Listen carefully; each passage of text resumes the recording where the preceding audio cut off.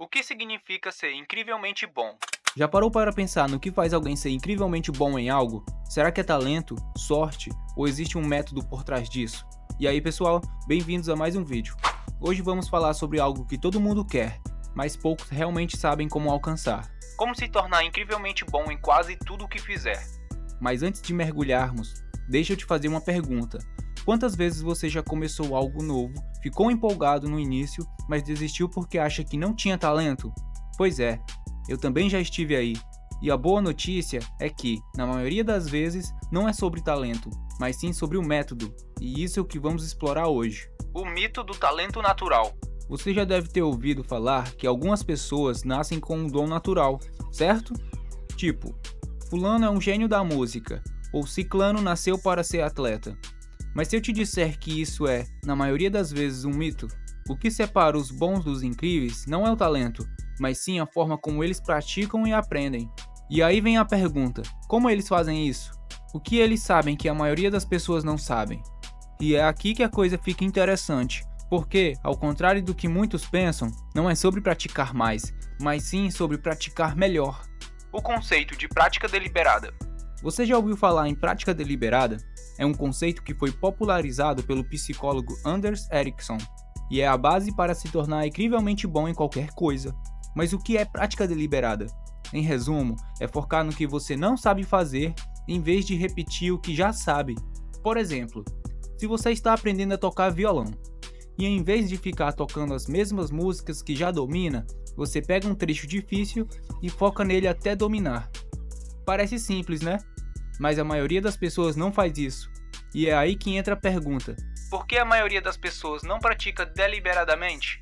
Porque é difícil. Pessoal, praticar deliberadamente exige foco, paciência e muitas vezes é frustrante.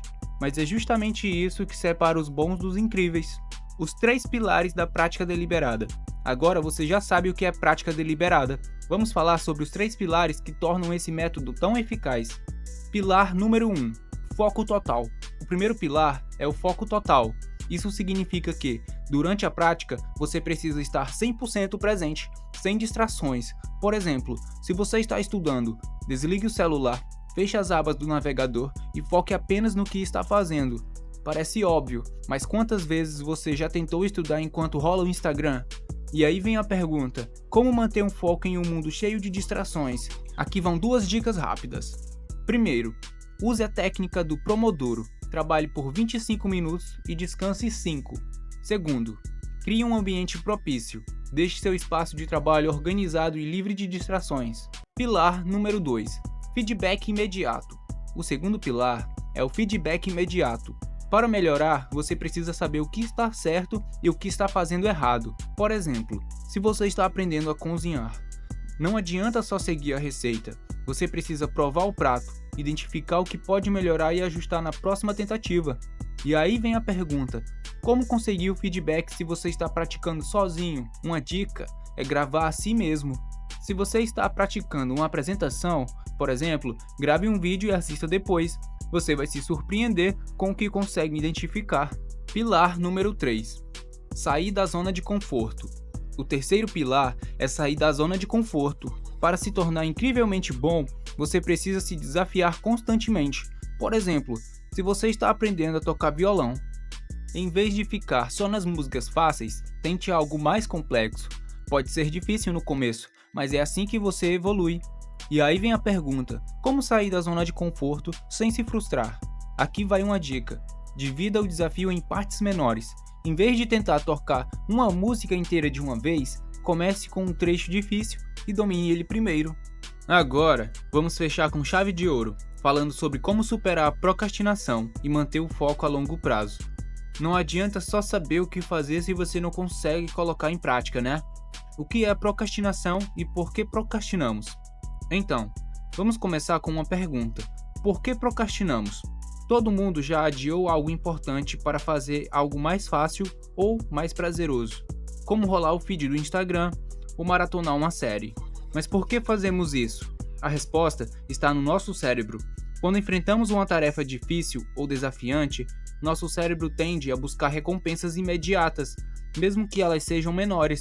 É como se ele dissesse: Por que fazer algo difícil agora, se eu posso fazer algo fácil e me sentir bem agora? E aí vem a pergunta: como vencer essa batalha interna? Estratégia número 1: a regra dos 2 minutos. A primeira estratégia para vencer a procrastinação é a regra dos 2 minutos. A ideia é simples: se você está procrastinando uma tarefa, comprometa-se a fazer apenas 2 minutos dela. Por exemplo, se você precisa escrever um relatório, comece escrevendo apenas o título. Se você precisa estudar, abra o livro e leia apenas uma página. Parece bobo, mas funciona. Por quê? Porque o mais difícil é começar. Uma vez que você começa, é muito mais fácil continuar. E aí vem a pergunta: por que a regra dos 2 minutos é tão eficaz? Porque ela tira a pressão de ter que fazer tudo de uma vez e te ajuda a dar o primeiro passo. Estratégia número 2: divida as tarefas em partes menores. A segunda estratégia é dividir as tarefas em partes menores. Muitas vezes, procrastinamos porque a tarefa parece grande demais, mas se você dividir ela em partes menores, fica muito mais fácil começar. Por exemplo, se você precisa escrever um artigo, divida em etapas: pesquisar, fazer um esboço, escrever a introdução e assim por diante. E aí vem a pergunta: como saber qual é o tamanho certo para cada parte? A resposta é: cada parte deve ser pequena o suficiente para não te assustar, mas grande o suficiente para te fazer avançar. Estratégia número 3: use a técnica do timing blocking. A terceira estratégia é o timing blocking, ou bloqueio de tempo. A ideia é reservar blocos de tempo específicos para cada tarefa. Por exemplo, das 9 horas às 10 horas da manhã, você responde e-mails. Das 10 horas da manhã às 11 horas, trabalha um projeto importante. O segredo é respeitar esses blocos. Durante o tempo reservado para uma tarefa, você não faz nada além daquilo. Nada de checar redes sociais ou responder mensagens. E aí vem a pergunta: como manter o foco durante esses blocos de tempo? Uma dica é usar o timer. Saber que você só precisa se concentrar por um período determinado pode te ajudar a manter o foco. Como manter o foco a longo prazo? Agora que você já sabe como vencer a procrastinação, vamos falar como manter o foco a longo prazo. Vamos combinar: não adianta começar bem se você não consegue manter o ritmo, né? Dica número 1: tenha um propósito claro. A primeira dica é ter um propósito claro. Por que você está fazendo o que está fazendo? Qual é o seu porquê? Quando você tem um propósito claro, fica muito mais fácil manter o foco, mesmo quando as coisas ficam difíceis. Por exemplo, se você está estudando para um concurso, lembre-se de que isso vai te ajudar a conquistar um emprego dos sonhos. E aí vem a pergunta: como descobrir seu propósito? Pense no que realmente importa para você e como suas ações estão alinhadas com isso. Dica número 2: aprenda a dizer não. A segunda dica é aprender a dizer não.